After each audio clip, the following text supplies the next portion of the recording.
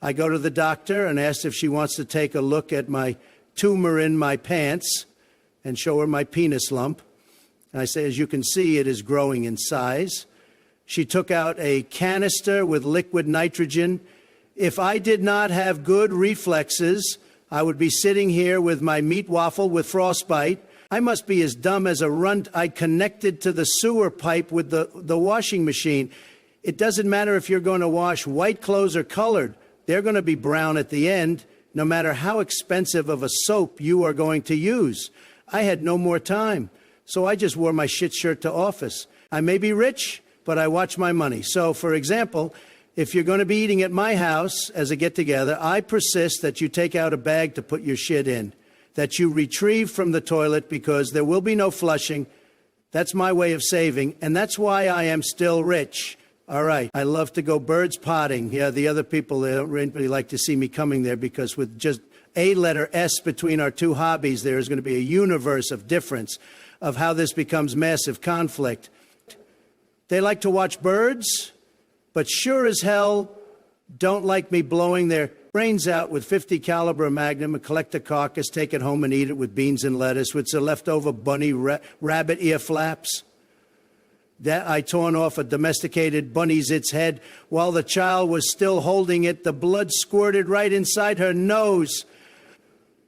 Nutritious blood vitamins. When I play cat and mouse with the cops, I always look them in the eye and say, let's shuffle the deck, copper. I start running off into the distance, but not so distant, because my frail bones often crack already after one step, leaving me in a situation of police officers tasering me until I shit myself. I can play violin with my eyebrows and play the drums with my lungs exhaling on them with brute force. I once auditioned for Guns N' Roses, but didn't make it. They said, go breathe in the anus of a homosexual ferret old fart. I became enraged as the Hulk and chased after them with open mouth, exhaling, somebody want to play the game? Boil the boil in scrotum oil. No, how about Ruth or Claire? A game about daring Ruth or Claire to be truthful about having an affair with accumulated dungeon mold and sweaty armpit fungus. No? At least consider decapitating bums and castrating hobos with me. Thank you. I masturbate with lighter fluid. It serves as a brake mechanism for me, almost jerking off my old wrinkled fragile Joe pipe. If I were to rub too hard, my dick could go up in flames due to friction, just like using a flint for igniting campfires. So I always have the fire department on standby. You never know. Don't you love that morning breath and butt crack juices in the morning? I need to watch what I am thinking about, or I might rape a corvid today. But now that we're on the topic, can I rub my finger against your butt crack, my friend? I love the smell of a finger full of foreigner crap to enjoy. I get aroused by Frisbees in rest position for some reason. Always when I can't get my dilapidated Trump sausage up, I think of Frisbees and the magic happens. Never, ever leave your Frisbees in rest when I am around, or the consequences are on yourself, not me, you. You hear me. Thread carefully. I'm presenting my new Trump smelly brown paste to feed your gum bacteria with. It is guaranteed to rot your teeth to the core. So if you like your agonizing tooth pains and abscesses, please redirect them to the nearest website for a tube, the magical brown stank paste. 50% off for quick deciders. I only smell my balls in the summer. In the winter, there is not enough temperature to make them sweaty enough to accumulate the stank. I love to smell while I am masturbating on pictures of kinky sandcastles and rotten apples. There's nothing more hotter than a clock house in decomposition state, fellas. Man, they keep on throwing me out of the zoo because they are sick of me fingering the turtles until they bite me and then complain about it and ask a Band-Aid. They say, Mr. Trump, we are almost out of Band-Aids and violated turtle therapists. Please go and find some other animals to molest. Can you believe the audacity of those people? They sound like my yoga instructor, Mr. Floybob, who said, Mr. Trumpless, stop smelling the other participants their ass when they're stretching. I'm like, what? What? They offered it to me, man. For what I'm concerned, that's consent, all right, you smelly magpie. Oh, Donald, you don't need to go and do yoga. You need to meditate until you ejaculate without touching your penis, like a Buddhist. Or better yet, take the oath of silence, where you never open your gum-infested horror factory ever again. Then the rest of the world would ejaculate from relief. What did you just say, you overgrown gurney sausage, you? Joe, you're more like a Hindu, because whenever somebody lays a brown, steamy clump in the toilet, you are reincarnated over and over by millions of people every single day, a new Joe in the toilet. In fact, I feel a brown Joe coming up right now.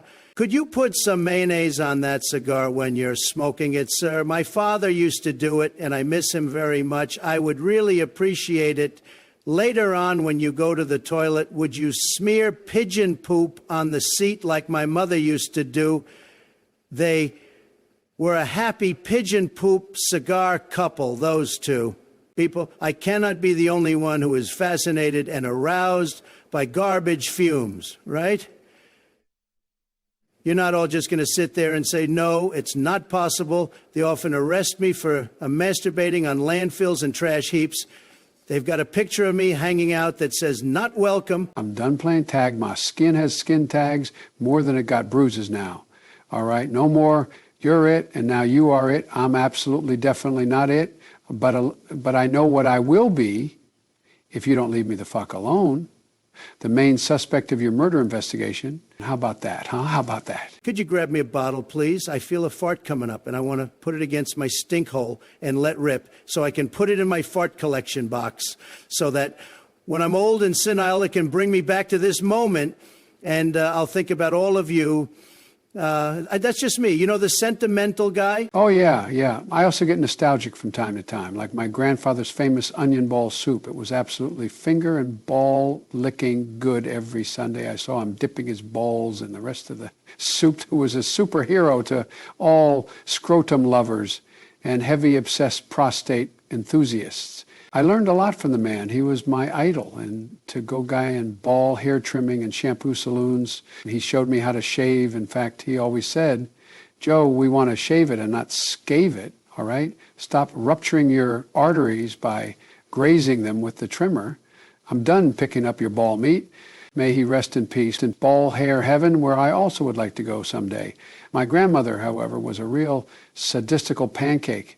I did not care for the woman. She always fooled me into believing we were having pancakes for dinner, and it turned out to be her asparagus urine flapjacks instead. I can't believe they let toddlers draw the sun with a face and a smile. What are we doing to our children when we let them believe something as harmful as the sun has a face and smiles when it causes cancer? And we only are spared from it because we are not too close, thank God. I had enough. All right, enough. I can't tolerate the person playing harmonica far away from ear distance. In some other country, it keeps me up all night. I hear it in my dreams. The press is out of control, people. You might have all heard it by now, but they did not walk in on me with my Joe in a bottle of cough syrup. Stop dramatizing. It was a freaking gravy pot, okay? Don't be a filthy paparazzi all of a sudden. All right? Do your job. And not fiction. I'm done talking about this. Did someone just say gravy pot penis? Man, what are the chances I'm stuck with my penis in a gravy jar right now? In my defense, the cherry and strawberry flavors cover up the stank of my cheesy crust. I could just wash it more, but the effort is too high. I just stick my dick in a jar from time to time. The standards these days are too high. Anyway, who cares about not wiping your mouth with a napkin? But a stray dog its filthy anus? That's how we did it back in Wisconsin when I was little. So let's not overreact. If want to scratch my ass at the dinner table with a butter knife, try stop me, you bitch! Like I am going to listen to some over-mannered, dressed-up, perfume-sprayed vagina woman. You listen here, you floozy. You don't get to the side where I put my fork or my knife at my dinner table. Is that understood? Or you want me to scrape off the stinky residue on my anus and put it on your plate? I will go to the kitchen, find out what your order is, and if I find out you took a salad or some lettuce, that green-colored vegetable food is going to look a lot browner when I rub it against my freshly unwiped ass. And make urinal cakes out of your meatballs. Try me if you dare, you pipsqueak tootsie. I've been arrested before for leaking diarrhea on somebody's ice cream cone because someone let me have it, but you normally don't vomit in a vase with roses in it. He has learned it the hard way to mind your own business, or I will come over to your table and things are going to taste like my shit. Ha ha ha, I told him got some more assumptions now. You family man. You brown stool-eating fool. I never laughed so hard. I even laughed out some extra diarrhea on their dinner table in the process. The family didn't got the night they were hoping for, but my ass enjoyed his one at least.